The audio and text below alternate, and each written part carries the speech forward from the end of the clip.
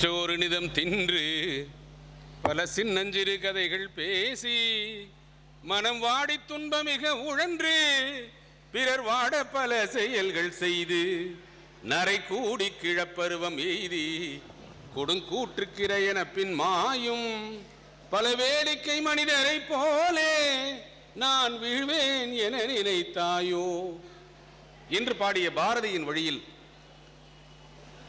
தாராபுரத்தில் புத்தக திருவிழாவை 8வது ஆண்டாக 12 அமைப்புகள் இணைந்து நடத்துவது உண்மையிலேயே மிகுந்த பெருமைக்கும் பாராட்டுதலுக்கும் உரிய செயல். அதிலும் இன்றைக்கு நம்முடைய சுழற்சங்கமும் சுழற்சங்க அறக்கட்டளையும் இணைந்து நடத்துகிற 6ஆம் நாள் நிகழ்விற்கு தலைமை ஏற்றிருக்கிற சுழற்சங்க தலைவர் ஐயா ரொட்டேரியன் பா சுப்பிரமணியன் அவர்களே, வரவேற்புரை ஆற்றியிருக்கிற மாவட்ட ஒருங்கிணைப்பாளர் ஐயா வானா முத்துராமலிங்கம் அவர்களே, இந்த நிகழ்ச்சிக்கு சிறப்பு அழைப்பாளராக வந்து மிகச் சுருக்கமாக ஒரு திருக்குறளை போல பேசிவிட்டு அமர்ந்திருக்கிற மதிப்பிற்குரிய மருத்துவர் ஐயா சுந்தரராஜன் அவர்களே, வாழ்த்துரையாற்றியிருக்கிற மாவட்ட பயிற்சியாளர் ஐயா பாலசுந்தரம் அவர்களே, பொறியாளர் பன்னீர்செல்வம் அவர்களே, அதே போல் நன்றி உரையாற்றியிருக்கிற கதிரவன் அவர்களே, மேடையில் அமர்ந்திருக்கிற திரு குமாரசாமி ஐயா அவர்களே, ஏனைய சான்றோர் பெருமக்களே, எதிரே அமர்ந்திருக்கிற அன்புக்குரிய நண்பர்களே, தமிழ்நாடு முற்போக்கு எழுத்தாளர் கலைஞர் சங்கத்தினுடைய தலைவர் அன்பு தோழர் தங்கவேல் அவர்களே, அதே போல் இந்த நிகழ்ச்சிக்கு என்னை உங்களிடம் அழைத்து வந்து ஒப்படைத்திருக்கிற தோழர் ஸ்ரீரங்கராஜன் அவர்களே, ஏனைய பல்வேறு அமைப்புகளையும் சார்ந்த சுழற்சங்க, ரோட்டரி சங்க, அதே போல் பல்வேறு இந்த 12 அமைப்புகளையும் சேர்ந்த தலைவர்களே, இனிய நண்பர்களே, உங்கள் அனைவருக்கும் என்னுடைய அன்பு கலந்த வணக்கத்தை முதலில் தெரிவித்துக் கொள்கிறேன். இங்கே மிக அருமையான ஒரு கலை நிகழ்ச்சியை 1 மணி நேரம் நம்ம எல்லாம் மெய்மறக்க செய்யும்படியாக நடத்திய பொன்னு மேல்நிலைப்பள்ளியினுடைய தாளாளர் அவர்களே, முதல்வர் அவர்களே, ஆசிரியர் பெருமக்களே, உங்களுக்கெல்லாம் என்னுடைய அன்பகான பணிவான வணக்கத்தையும் தெரிவித்துக் கொள்கிறேன். என்ன ஆட்டம் ஆனாங்க அந்த குழந்தைங்க, உண்மையிலேயே மெய் மறந்து போச்சு. மேடையில் ஜல்லிக்கட்டு நடத்தி பார்த்திருக்கோம், ஒரு மாடே வந்ததெல்லாம் மிரண்டு போயிட்டோம், நம்ம மேலே எதுவும் பாஞ்சிருமோன்னு. ஒரு பக்கம் பாரம்பரியமான ஜல்லிக்கட்டுனா இன்னொரு பக்கம் நவீனமான ராக்கெட்டு. அதே போல் அந்த குழந்தைங்க ஆடினது, அதுலேயும் ஒரு பையன் மேலே ஏறி நின்னா பாருங்க, அதெல்லாம் நினைச்சே பார்க்க முடியாது. அவன் ஜம்முன்னு குதிச்சு அடுத்த நிமிஷம் ஆடுறான், நமக்கு பக்கு பக்குங்குது, கீழே விழுந்துருவானு. அதே போல் இந்த குழந்தைகள் ஆடியதும் இந்த கோரியோகிராஃபி ரொம்ப நல்லா இருந்துச்சு. அவங்களுக்கு என்னுடைய பாராட்டுகளை தனியாக சொல்லலாம் நினைக்கிறேன். இந்த பெண் குழந்தைகள் ஆடும்போது அலை வந்துச்சு, எத்தனை பேர் கவனிச்சிங்கன்னு தெரியல, மூணு பக்கம் அலை அடிச்சுது. அதே போல் ஒவ்வொரு அசைவுலையும் அவங்க கண்ணு காதெல்லாம் ஒரே மாதிரி ஆடினது, ஒரே மாதிரி திரும்பினது. மிக அற்புதமான கலை நிகழ்ச்சிகளை நடத்திய அந்த குழந்தைகளுக்கு என்னுடைய வாழ்த்துக்கள். அவர்களை தயாரித்த ஆசிரியர் பெருமக்களுக்கு என்னுடைய வணக்கங்கள். அதை இங்கே அழைத்து வந்திருந்த பொன்னு மேல்நிலைப்பள்ளியினுடைய தாளாளர் மற்றும் முதல்வர் அவர்களுக்கு என்னுடைய நெஞ்சார்ந்த வாழ்த்துக்கள். அன்பு நண்பர்களே, இந்த குழந்தைய எதுக்காக இது போன்ற புத்தக விழாக்களுக்கு கூட்டிகிட்டு வரணும் நினச்சி பார்க்கலாம். ஐயா பேசும்போது சொன்னாங்க, இந்த புத்தகங்கள் மட்டும் இல்லை என்றால் வரலாறு இல்லை, இலக்கியம் இல்லை. இந்த பசங்க உட்காந்துருந்தான், காணும் பாருங்க, அவனை பார்த்துக்கிட்டே இருந்தேன். இந்த புத்தகங்கள் இல்லை என்றால் எவ்வளோ சந்தோஷமாக இருந்திருக்குங்கிறான் அவன். பள்ளிக்கூடம் நீங்கள் எல்லா இடங்கள்லையும் இந்த வெள்ளிக்கிழமை அல்லது சனிக்கிழமை மாலையில் ஒரு அனௌன்ஸ்மெண்ட் வந்துச்சுன்னா எல்லாம் பயிலெல்லாம் டென்ஷன் ஆயிடுவாங்க. ஆஹா, என்னது நாளை பள்ளிக்கூடம் விடுமுறைங்கிற அறிவிப்பு தான் அவ்வளவு சந்தோஷமா இருக்கு. ஏன்னு தெரியல. இந்த பள்ளிக்கூடங்கள் அவங்க என்னமோ சிறைச்சாலை மாதிரி நினைக்கிறாங்க. ஏன் அப்படி சிறைச்சாலை மாதிரி நினைக்கிறாங்கன்னா, பொழுதனைக்கும் பாடுறா. திருக்குறள் எவ்வளவு வாழ்க்கைக்கு ஏற்றதுன்னு எல்லாரும் தெரியும். ஆனா அதையே பாடத்தில் வச்சுட்டா வள்ளுவரையும் திட்டுறான், வாத்தியாரையும் திட்டுறான். கற்க கசடர கற்பவை கற்றவை நிற்காதற்கு தகுந்த உட்காந்து பாருங்க தம்பி, அவன்கிட்ட சொல்லுங்களேன், வள்ளுவர் செத்து போய் 2000 வருஷம் ஆச்சு, ஏன் சார் இன்னும் படிக்க சொல்லி உயிரை வாங்குறீங்க? கவிஞர் அப்துல் ரஹ்மான் ஒரு கவிதை எழுதினாருங்க. இன்றைய கல்வி முறையில வள்ளுவர் என்ன பாடுபடுறாரு, உங்களுக்கு ஆச்சரியமா இருக்கும். வள்ளுவர் என்ன பாடுபடுறாரா? அவர் எழுதினாரு, வள்ளுவர் இன்றைய பாடத்திட்டத்தில் பரீட்சை எழுத வர்றாரு. யார் வர்றா? திருவள்ளுவர். திருக்குறளை எழுதின திருவள்ளுவர் வர்றாரு. என்ன தேர்வு எழுத போறாரு? ராக்கெட்டை பத்தியா? இல்ல. கம்ப்யூட்டர் பத்தியா? இல்ல. அவர் எழுதின திருக்குறள்ல அவருக்கு பரீட்சை. என்ன ஆயிருக்கு நிலைமை? கவிஞர் அப்துல் ரஹ்மான் சொல்றாரு, வள்ளுவரும் மாணவராய் ஆனார், திருக்குறளில் தேர்வு எழுத போனார், பாவம் பரீட்சையிலே ஃபெயிலாகி போனார், காரணம் படிக்கவில்லை கோனார். நோட்ஸ் படிக்கலைன்னா வள்ளுவர் திருக்குறள்ல பெயிலே. இப்படி இருக்கிற இன்றைய சூழ்நிலையில் இந்த மாணவர்களுக்கு புத்தகங்களை அறிமுகப்படுத்துவது என்பது ஒரு புதிய உலகத்தை அறிமுகப்படுத்துவது. ஐயா பேசும்போது சொன்னாங்க, எனக்கு ரொம்ப ரசிச்சேன், பொன்னியின் செல்வன்லாம் படிச்சிருக்காருன்னு. அதுல ஒரு சொன்னதை நீங்க கவனிச்சீங்களா? பொன்னியின் செல்வன் படிக்கும்போது ஆதித்த கரிகாலனும் நான் தான், பொன்னியின் செல்வனும் நான் தான், வந்தியத்தேவனும் நான் தான். நான் நினைச்சுக்கிறேன், அப்ப நந்தினி, குந்தவை, அழகான பூங்குழலியெல்லாம் என்ன ஆச்சு? நான்லாம் அவங்க சொன்ன மாதிரி தான் படிக்கும்போது அந்த அந்த வரலாற்று காலத்துக்கு நம்ம போயிடுவோம். புத்தகங்களை படிக்கிறவர்களுக்கு மட்டும்தான் அந்த அனுபவம் கிடைக்கும். காலத்தை கடந்து நம்மால் வாழ்வதற்கு புத்தகங்கள் தான் வழி செய்யும். அதுல முன்னுரையில ஒரே ஒரு பக்கம் தான், 5 பாகம் பொன்னியின் செல்வன்.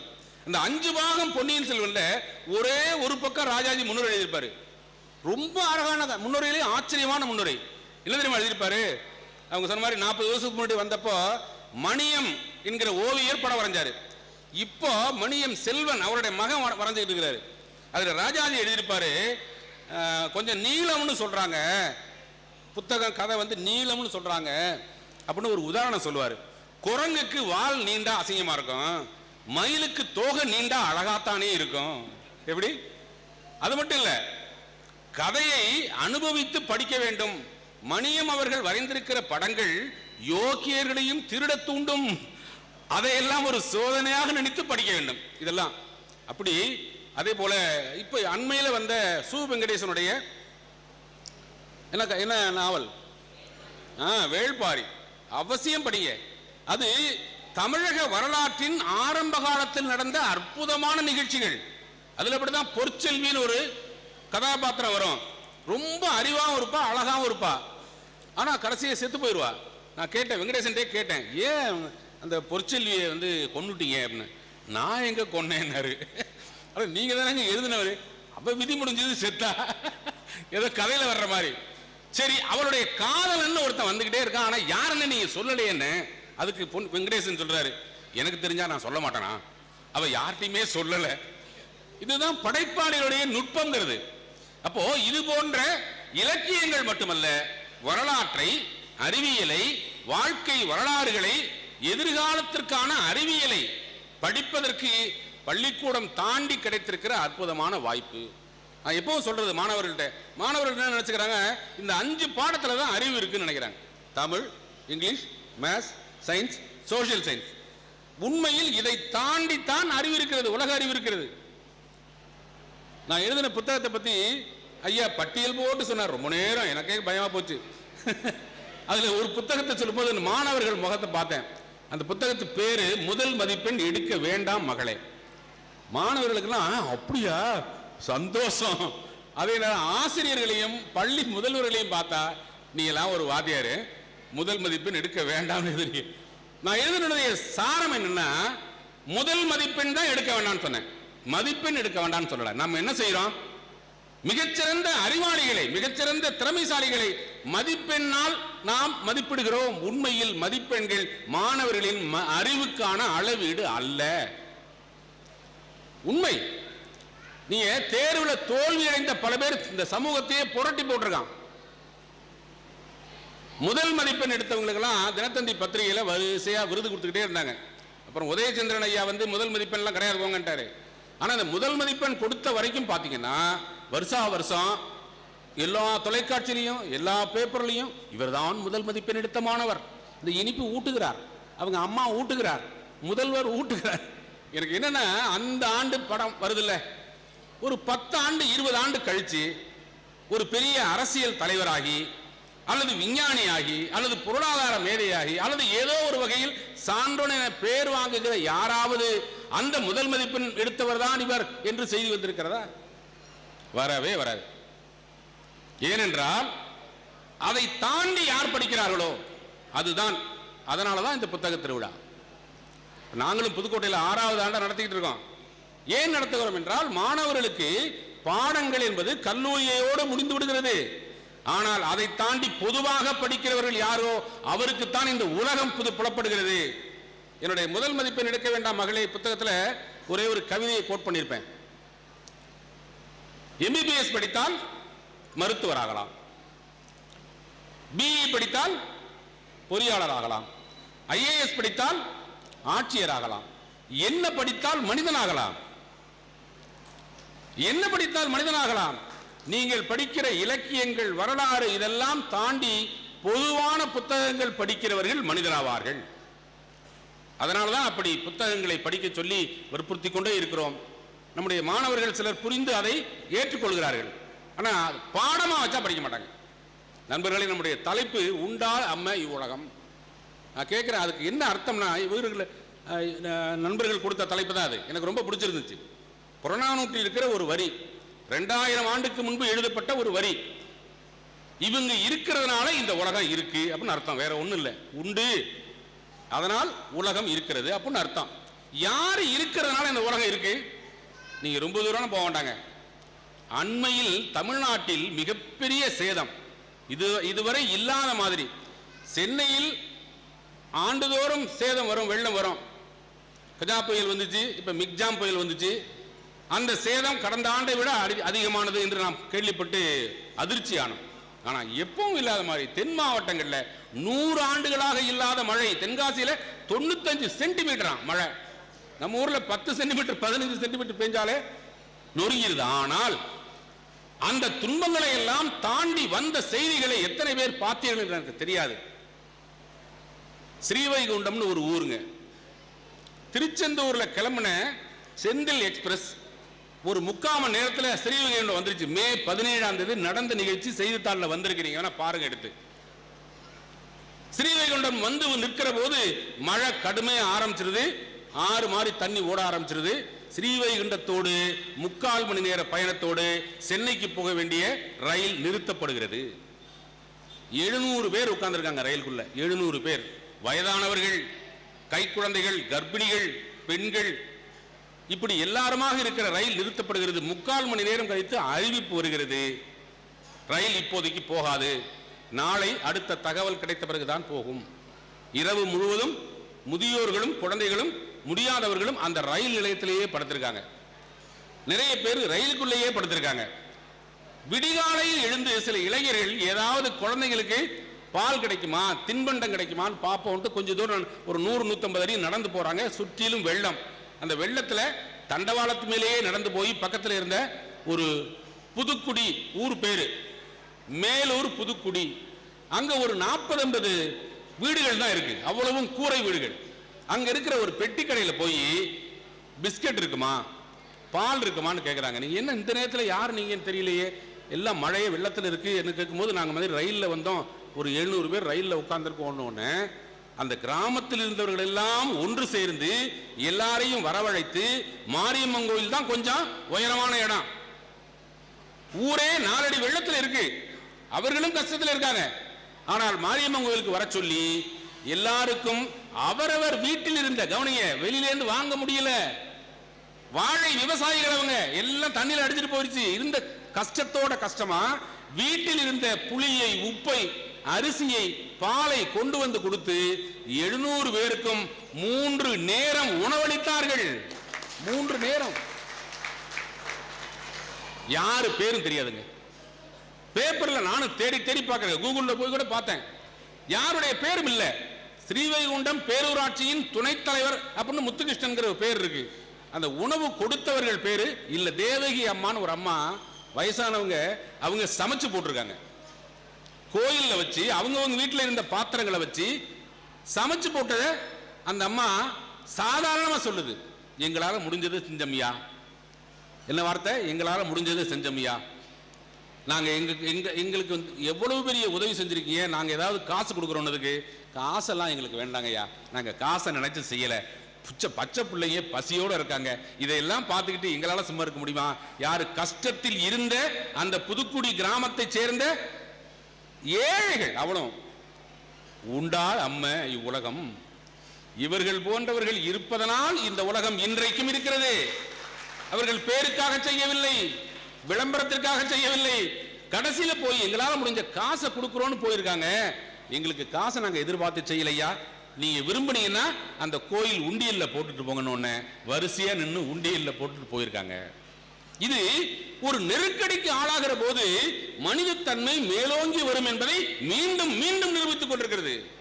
ஏன் எங்கே இதுல சென்னையில இந்த ஆண்டு மட்டுமா கஜா புயல்ல பட்ட கஷ்டங்களை ரோட்டரி நம்முடைய நண்பர்கள் எல்லாம் மிகப்பெரிய உதவி செய்தார்கள். நாங்க புதுக்கோட்டையில கஜா புயல்ல நாங்க ஒரு குழு அமைச்சோம்.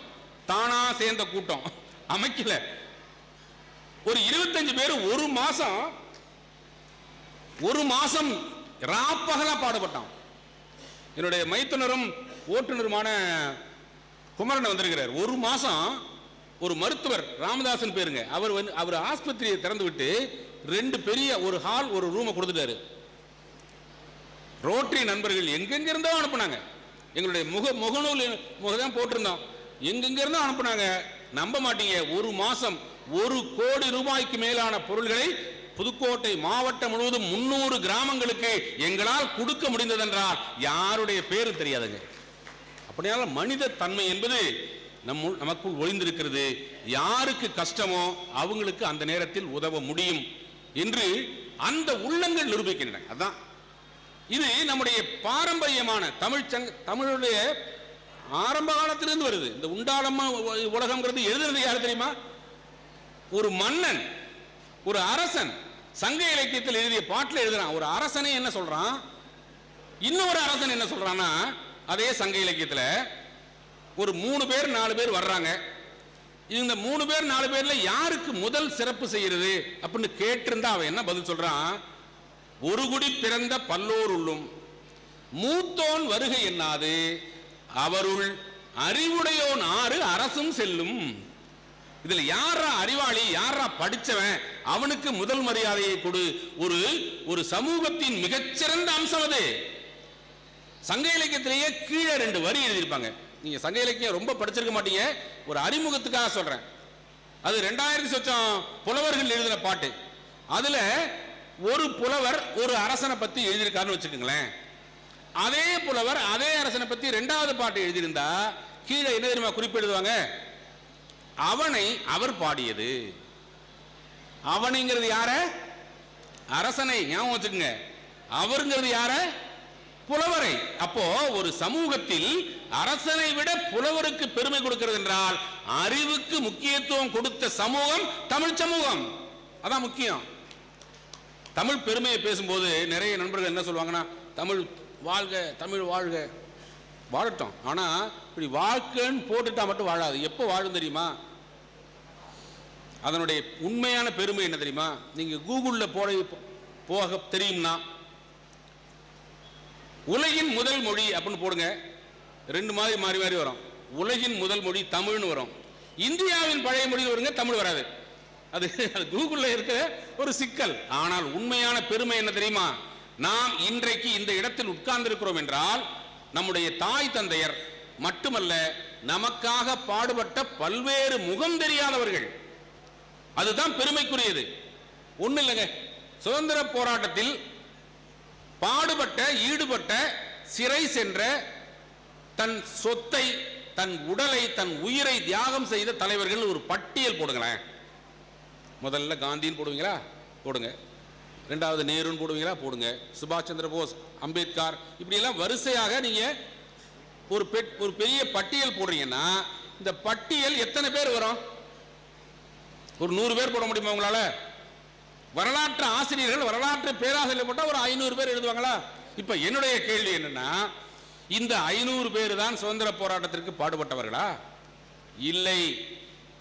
பேர் தெரியாத, பேரையும் சேர்த்து தியாகம் செய்த எத்தனையோ தியாகிகளால் வரப்பெற்றது இந்த சுதந்திரம். அதுதான் முக்கியம்.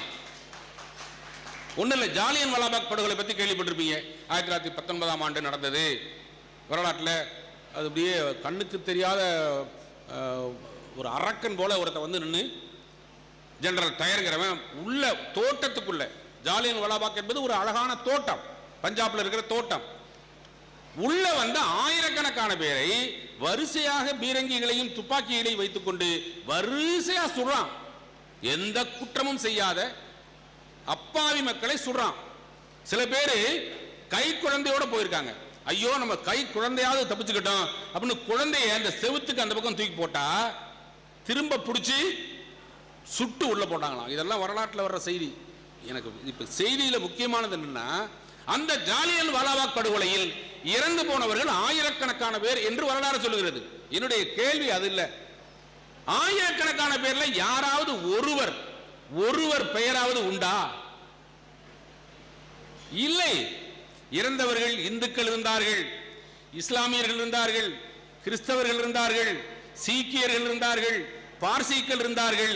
எல்லாரும் இந்தியர் என்கிற ஒரே பெயரில் இருந்தார்கள். அதான் அவர் போன்றவர்கள் உண்டால் அம்மை இவ்வுலகம். தேசிய தலைவர்களை நம்ம கொடுக்கிற பட்டியல் எதுலையும் அவங்க வரமாட்டாங்க. ஆனால் இது போன்ற அரிய செயல்கள் செய்கிற மிகப்பெரிய, இப்ப அண்மையில கூட நான் பேப்பர்ல பார்த்தேங்க, பெரம்பலூர் பக்கத்தில் ஒரு ஆறு, அந்த ஆத்துல பக்கத்தில் இருக்கிற கிராமத்தை சேர்ந்த 4 பசங்க குளிக்கிறதுக்காக போயிருக்கான். குளிக்கிறதுக்காக அதுல 2 பேரு அங்க இருக்கிற ஆத்துக்குள்ள இவனுக்கு தெரியாம இருந்த பள்ளத்துக்குள்ள மாட்டிக்கிட்டான். ஐயோ அம்மான்னு கத்துறான். நீங்க பொன்னியின் செல்வன் இப்படித்தான் வரும். வந்தியத்தேவன் கடல்ல பூங்குழலியோட வம்படிச்சுக்கிட்டு கடல்ல குதிச்சிருவாரு. ஆனா பெரிய நீச்சல் தெரிஞ்ச மாதிரி குதிச்சுவாரு. குதிச்ச உடனே மூச்சு திணறுது அப்படின்னு அப்பதான் பூங்குழலிக்கு தெரியுது இவனுக்கு நீச்சல் தெரியாம நம்ம கிட்ட கதை விட்டுருக்கான், அவனை காப்பாத்தணும். ஆனா நீங்க கடல்லையோ அல்லது குளத்திலேயோ ஆத்துலையோ மாட்டிக்கிட்டவனை காப்பாத்த போனீங்கன்னா என்ன நடக்கும் தெரியுமா? அவன் இறுக்கி உங்க கழுத்தை பிடிச்சுக்குவான். எனக்கே அந்த அனுபவம் இருக்கு. அப்போ கல்கி எழுதுறாரு, இது பூங்குழலிக்கு தெரியுமா, காப்பாத்த போனா நம்மளையும் இறுக்கி கட்டி பிடிச்சிருவான், நம்மளும் நீந்த முடியாம 2 பேரும் சாக வேண்டியதுதான் அப்படின்னு என்ன செய்வான்? அவ கையை ஓங்கி, படகு வலிச்ச கையில பூங்குழலி கையை ஓங்கி பிடிச்சி நடு நெத்தியில கொமான்னு ஒண்ணு விட்டுருக்கா. மழாந்து விழுந்தான். அதுல கல்கி எழுதுவாரு, அவன் தலை சுக்கு நூறாக ஒடித்தது, 100கணக்காக கடலில் மிதந்தது, அனைத்திலும் பூங்குழலி ஹா ஹா ஹா என்று சிரித்துக் கொண்டிருந்தால் அவர் கற்பனையா எழுதுவாரு. அது போல அந்த ஆத்திர மாட்டிக்கிட்ட 2 பேரை காப்பாத்துறதுக்கு போன 2 பேரையும் அவங்க இறுக்கி பிடிச்சுக்கிட்டாங்க. வேண்டும்னு செய்யறது இல்ல. ஆத்துல மாட்டிக்கிட்டவனை காப்பாத்த போனீங்கன்னா அதான் நடக்கும். 4 பேரு சாக பாக்குறாங்க, ஐயோ கத்துறாங்க. பக்கத்து துறையில குளிச்சுக்கிட்டு இருந்த 3 பெண்கள், கவனிங்க, 3 பெண்கள், துணி துவைச்சுக்கிட்டு இருந்த பெண்கள் என்ன தெரியுமா பண்ணாங்க? 4 பேரை கூப்பிட்டு பார்த்தாங்க, யாரும் வரல. கொஞ்சம் நடுத்தர வயது தான், கிழவிகள் கூட கிடையாது, ரொம்ப சின்ன பிள்ளைங்கன்னு கிடையாது, நடுத்தர வயது உள்ள அந்த 3 பேரும் ஒருத்தர் மாத்தி ஒருத்தர் தன்னுடைய புடவையை அவிழ்த்து ஒண்ணு மேல ஒண்ணா முடிச்ச போட்டு அவங்க தூக்கி போட்டு கொஞ்சம் அசந்தா இவங்களே இழுத்திருப்பாங்க. நினைச்சு பாருங்க, அந்த சூழ்நிலை நினைச்சு பாருங்களேன்.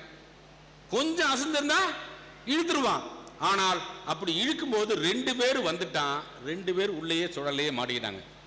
இந்த 3 பேரையும் பெரம்பலூர் மாவட்ட ஆட்சியரும் மாவட்ட காவல் கண்காணிப்பாளர் அழைத்து கல்பனா சாவ்லா விருது வழங்கி அவர்களை பாராட்டினார்கள்.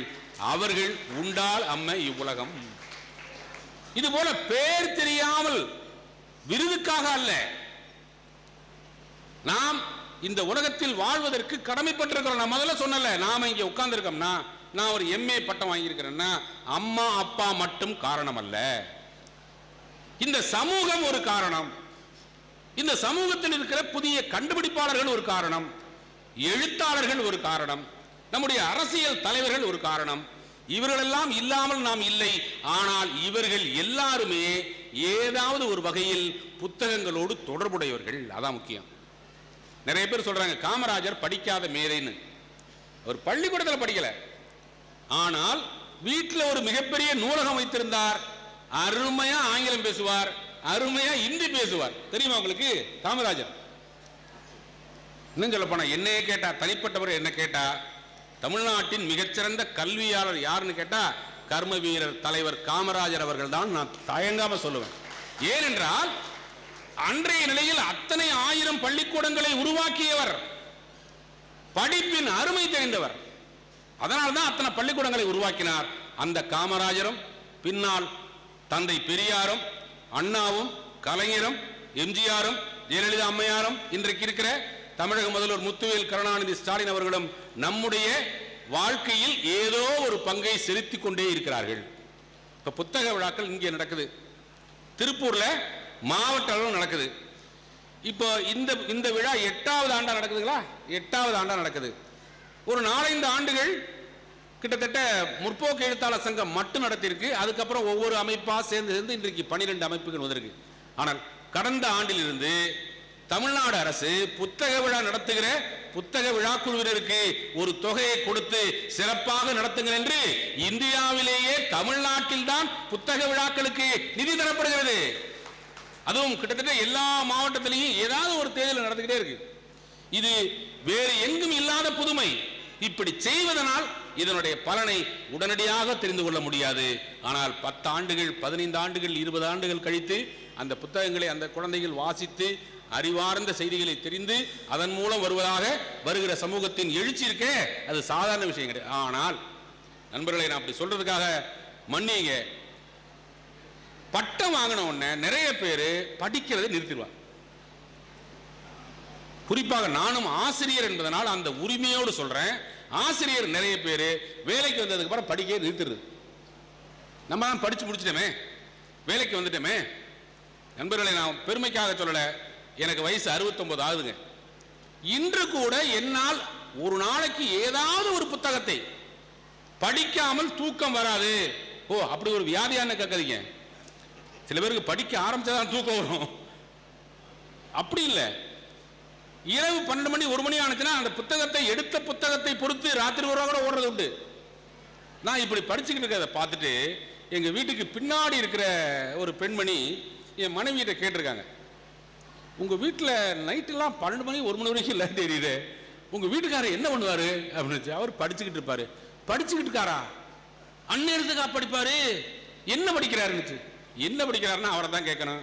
அவருடைய கணவர் அடுத்த நாள் காலையில் டீ கடையில் பார்க்கும்போது என்னை கேட்குறாரு, ரொம்ப கவனமாக கேட்குறாரு, சார் எதுவும் படிக்கிறீங்களோ அப்படின்னாரு. எனக்கு அவர் கேள்வி புரியலை. என்ன கேட்குறீங்கன்னு புரியலை எனக்கு. என்ன இல்லை, ராத்திரி பூரா உங்க ரூமில் லைட் எரியுது, எங்கள் வீட்டில் கேட்டதுக்கு உங்கள் வீட்டில் படிப்பாங்க அப்படின்னு சொன்னாங்களா? என்ன சார் படிப்பீங்க?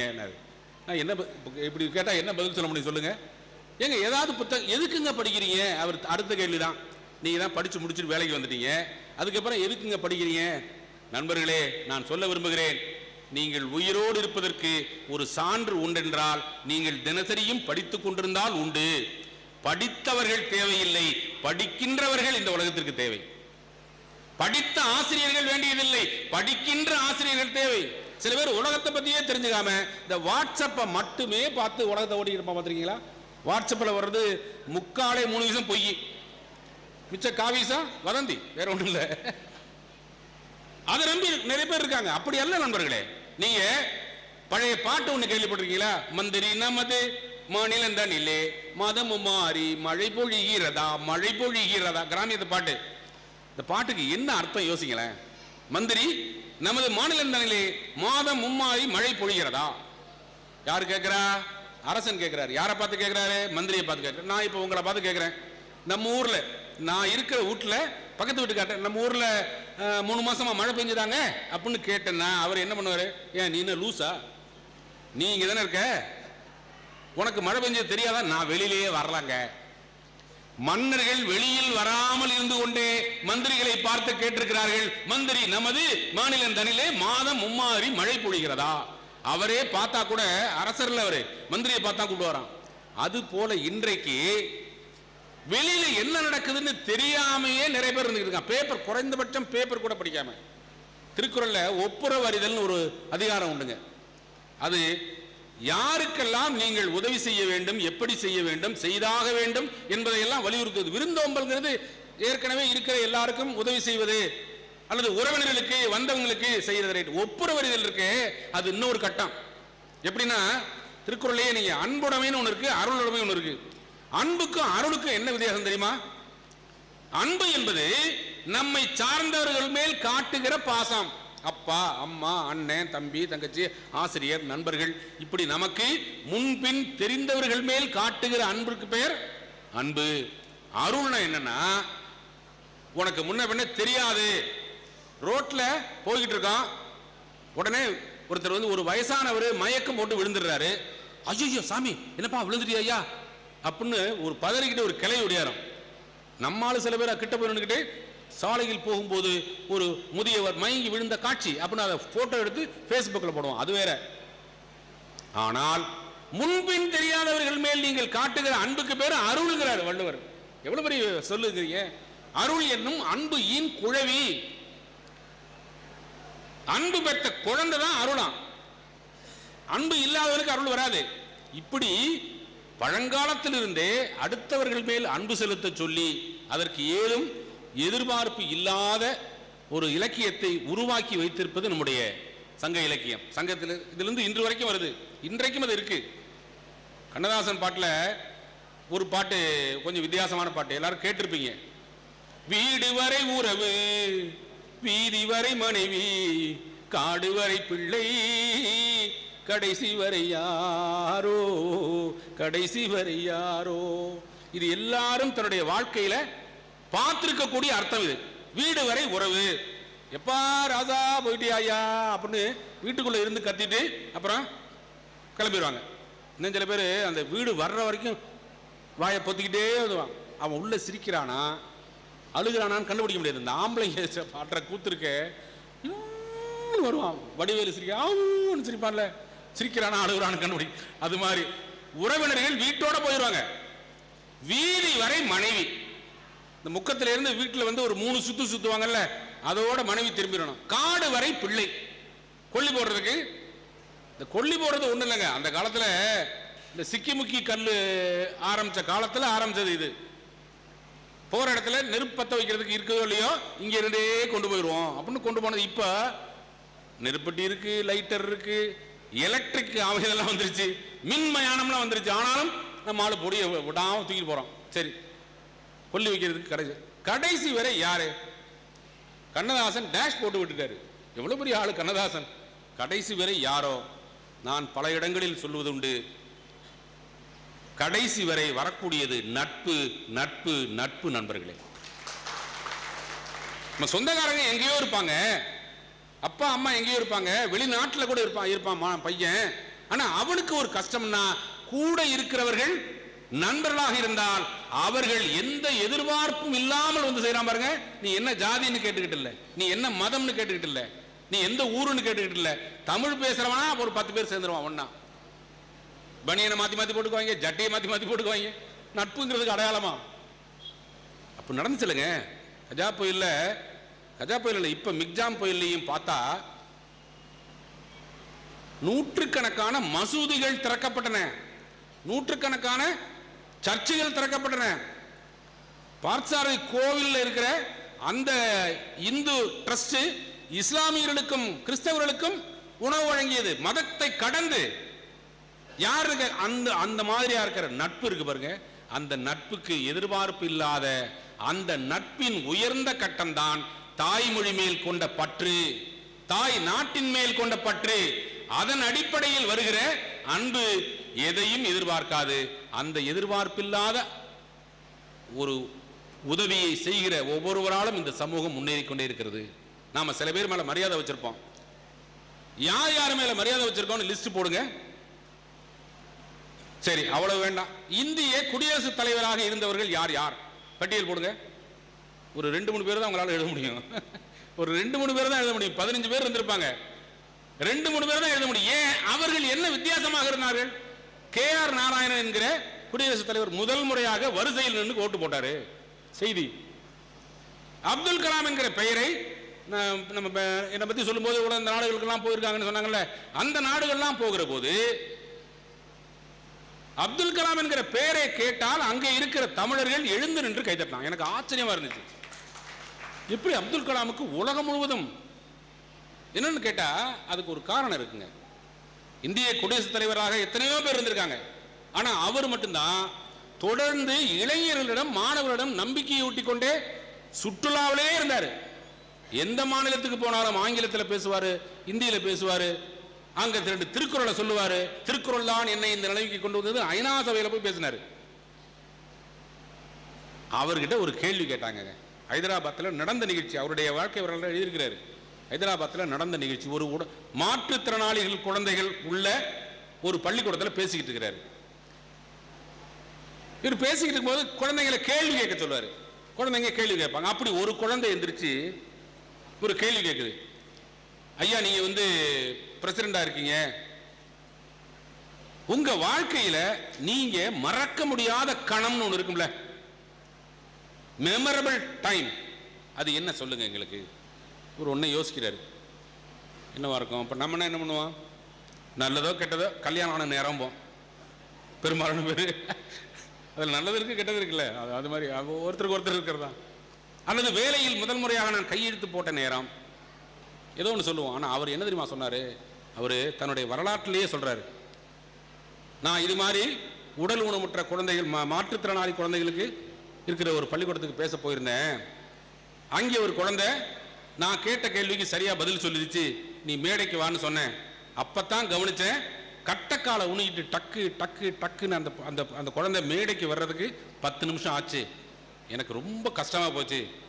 ராத்திரியெல்லாம் அவர் எழுதுறாரு, ராத்திரியெல்லாம் எனக்கு தூக்கம் இல்லை, ஒரு சின்ன குழந்தைய இவ்வளவு கஷ்டப்படுத்திட்டோமே, மேலே உலகின் மிகச்சிறந்த 10 விஞ்ஞானிகளில் ஒருத்தர்னு ஒன்று சொல்கிறாங்க, ஆனால் ஒரு குழந்தையை சிரமப்படுத்தி விட்டடா அப்படின்னு மனசாட்சி என்னை உறுத்துனுச்சு. நான் என்னுடைய அறிவியல் அறிவை பயன்படுத்தி அந்த குழந்தைக்கு என்ன செய்யலாம் என்று இரவெல்லாம் யோசித்தேன். அப்படி யோசிச்சப்போ அது ஏன் வெயிட்டா இருக்கு அந்த கட்டக்காலு, அது மரத்தில் செஞ்சிருக்காங்க, நல்லா ஸ்ட்ராங்கா இருக்கிற மரத்தில் செஞ்சிருக்காங்க. அந்த மரத்தில் செஞ்சது 3 கிலோ எடை இருந்திருக்கு. 3 கிலோ எடையை தூக்கிட்டு அந்த குழந்தை நடக்க முடியல. இந்த எப்படி எடையை குறைக்கலாம், ஆனால் ஒடுங்கிடக்கூடாது, அந்த குழந்தைக்கு உதவியா இருக்கணும், என்ன செய்யலாம் என்று யோசித்த போது என் அறிவியல் அறிவு சொன்னது, கார்பன் ஃபைபர்ல செய்ய. அது என்ன கார்பன் ஃபைபர்னா, துப்பாக்கி செய்கிற போது ராணுவத்தில் இருக்கிற வீரர்கள் தூக்கிட்டு ஓடணும், வேகமா ஓடணும், எடை இல்லாம இருக்கணும், ஆனா துப்பாக்கி உடைஞ்சிடக்கூடாது. அப்போ அதுக்கு என்ன பயன்படுத்துறாங்கன்னு விசாரிச்ச போது கார்பன் ஃபைபர் ஸ்ட்ராங் ஆனது, வெயிட்லெஸ் ஆனதுன்னு சொன்னாங்க. இதற்கு பயன்படுத்தினால் என்ன என்று என்னுடைய அறிவு சொன்னது. அப்படி வைத்து பார்த்த போது 3 கிலோ எடை இருந்த அந்த துப்பாக்கி 300 கிராமாக குறைந்தது.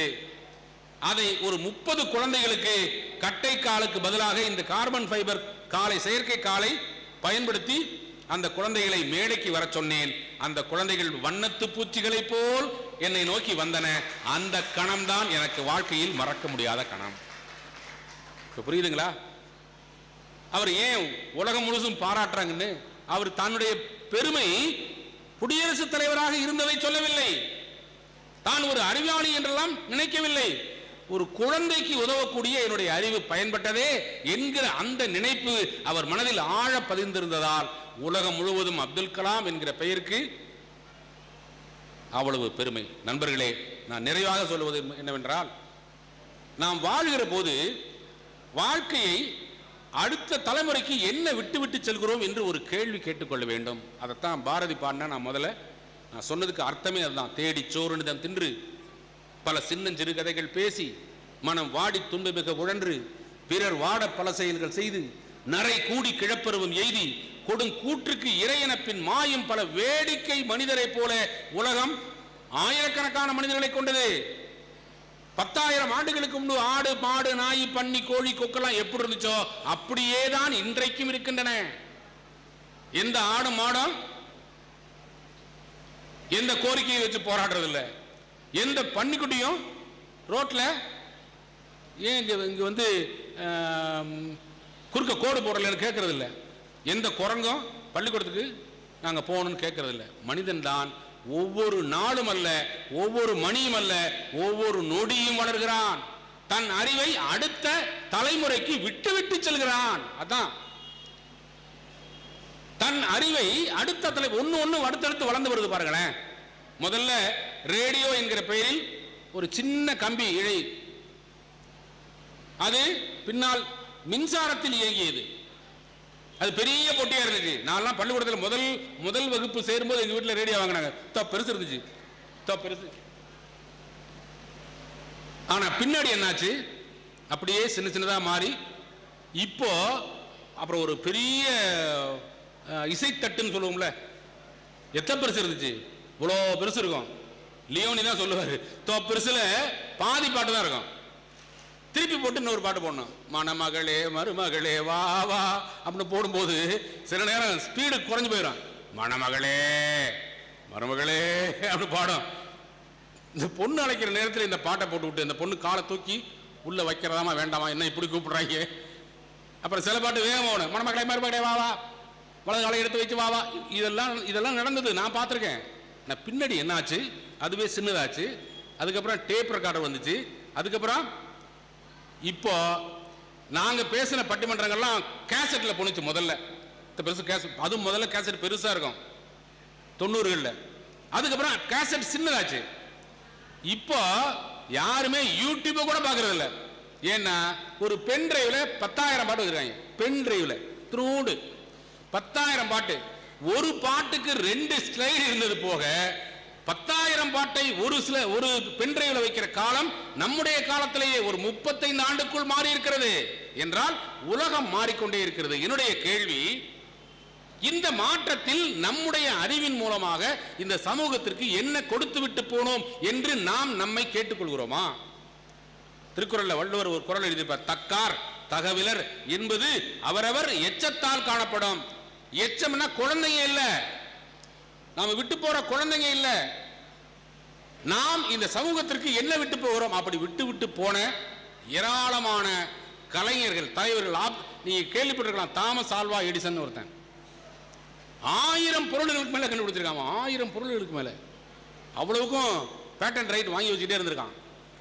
ஒரு பெண்மணி 3 நோபல் பரிசு வாங்கினாங்க. ஒரு பெண்மணி. நான் இதுக்கு பதில் சொல்ல போறதில்லை, போய் கூகுளில் தேடுங்க. ஒரு நோபல் பரிசுக்கே நம்ம அந்த சிரமப்படுறோம். அந்த அம்மா தான் 1, தன் கணவர் 1, 2 பேரும் சேர்ந்து 1, 3 வாங்கியிருக்காங்க. இது போல அது போன்ற கண்டுபிடிப்பாளர்கள் இந்த சமூகத்திற்கு தந்த கொடை, நம்முடைய தலைவர்கள், அரசியல் தலைவர்கள் செய்த தியாகம், மிகப்பெரிய சமூக மாற்றங்களுக்காக நடத்திய போராட்டங்கள், இவையெல்லாம் எதையும் எதிர்பார்த்து அல்ல. அவர்களெல்லாம் இந்த பணிகளை செய்ததால் நாம் MA படிக்க முடிந்தது, பேண்ட் சட்டை போட்டுக்கொண்டு மேடையில் ஏறி செருப்பு போட்டுக்கொண்டு நிற்க முடிந்தது. செருப்பு போடுறது வரைக்கும் அதை நான் சேர்த்து சொல்லியிருக்கேன், நீங்க புரிஞ்சுங்க மற்றதெல்லாம். இப்படிப்பட்ட மிகச்சிறந்த பணியாளர்கள் மட்டுமல்ல, சிந்தனைவாதிகள் தன்னுடைய அறிவை புத்தகத்தின் மூலமாக அடுத்தவர்களுக்கு கொடுத்து கொண்டே இருந்தார்கள். அவர்களெல்லாம் இருப்பதனால் இந்த உலகம் இருக்கிறது. நாமும் அதுபோல நம்முடைய வாழ்க்கையில் எதையாவது விட்டு விட்டு செல்ல வேண்டும் என்றால் முதலில் படியுங்கள், பாடப்புத்தகம் தாண்டி படியுங்கள், உங்கள் அறிவு, உங்கள் ஆற்றல் எதுவென்று கண்டுபிடியுங்கள். எங்களுடைய முற்போக்கு எழுத்தாளர் சங்கத்தில் என்ன செய்வோம்னா, கதை படிக்க சொல்லுவோம், கவிதை படிக்க சொல்லுவோம். சுமாரா எழுத ஆரம்பிச்சா சூப்பர்னு சொல்லி அவங்களை உசுப்பேத்தி நாளப்படையில் நல்லாவே எழுத ஆரம்பிச்சிருவாங்க. அப்படி உங்களுக்குள் இருக்கும் ஆற்றலை நீங்கள் கண்டுபிடியுங்கள். அந்த ஆற்றலை கொண்டு இந்த சமூகத்திற்கு தேவையான இலக்கியத்தை படையுங்கள். இலக்கியம், கலை இவையெல்லாம் இந்த சமூகத்தை மாற்றுகின்றன. கலாச்சாரம் என்கிற வார்த்தையின் பொருள் தெரியுமா உங்களுக்கு? நம்முடைய பண்பாடு. கலாச்சாரம்னா கலை தருகிற ஆற்றல் அர்த்தம், கலை தருகிற பண்பாட்டு வரிசைன்னு அர்த்தம், கலை தருகிற ஒழுக்கம் அர்த்தம், கலை ஆச்சாரம். நம்முடைய கலைகள் நம்முடைய வாழ்க்கைக்கு புதிய படைப்புகளை உருவாக்கி தருகின்றன என்றால் அவற்றையெல்லாம் உருவாக்கிய நம்முடைய உண்டால் அம்மையின் உலகம் என்கிற வரியை எழுதியவன் உட்பட அவர்களெல்லாம் இருந்ததால் நாம் இருக்கிறோம். நம்முடைய இன்றைய இருப்பு என்பது நம்முடைய முன்னோர்களின் மிகப்பெரிய கொடை, சிந்தனை, உழைப்பு, எழுத்து. இந்த உழைப்பை நாம் அடுத்த தலைமுறைக்கு தர வேண்டும் என்றால் நாமும் அதுபோல் நிறைய படிக்க வேண்டும், படித்ததை மீண்டும் கொடுக்க வேண்டும். அப்படி கொடுப்பதற்கு இந்த புத்தக திருவிழா உங்களுக்கு உதவும் என்றால் புத்தக திருவிழாவின் நோக்கமே அதுதான். படியுங்கள், படையுங்கள், இந்த சமூகத்தை மாற்றுங்கள். வாய்ப்புக்கு நன்றி, வணக்கம்.